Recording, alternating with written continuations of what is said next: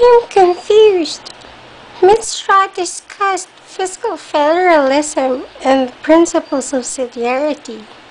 Do you understand anything, Kitty? Well, Teddy, remember when I accidentally ate your cupcake? Yeah. So, fiscal federalism is like the cupcake? No, silly. I want you to remember everything from that incident.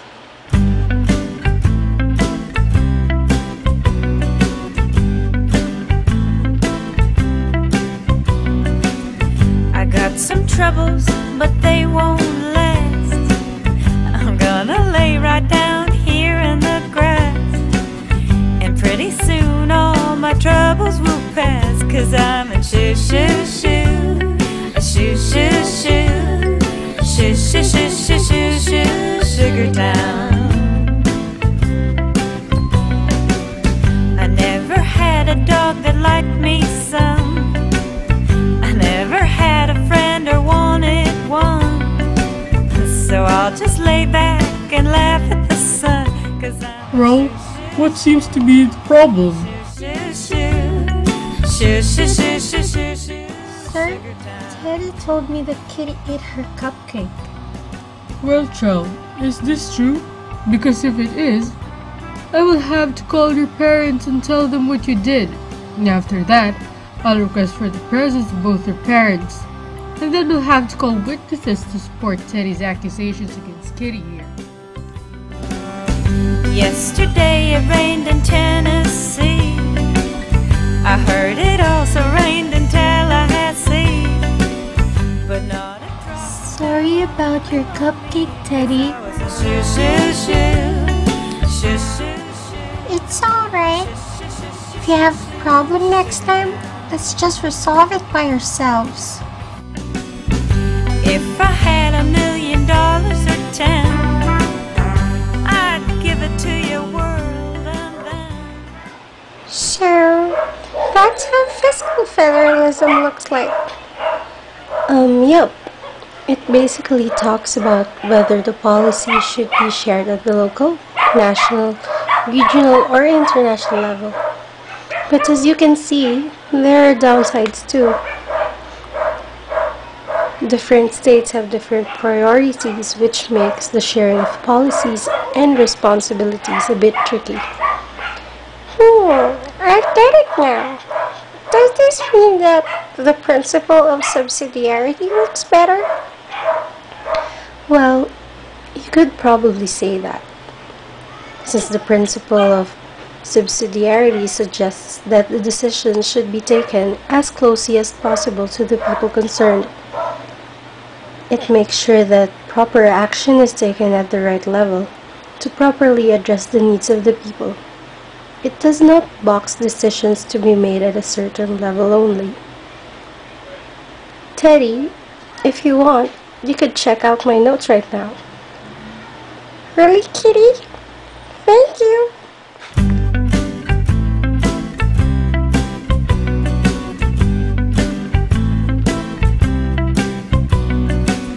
I got some troubles, but they won't last. I'm gonna lay right down here in the grass, and the Stability and Growth Pact, or SGP. The Stability and Growth Pact, or SGP, is an agreement by EU member states intended to ensure that they maintain budgetary discipline after the single currency has been introduced. SGP is based on 3 elements. The first one is the excessive deficits. The second one is the preventive arm. And the third one is the corrective arm. Let us first discuss the definition of the excessive deficits.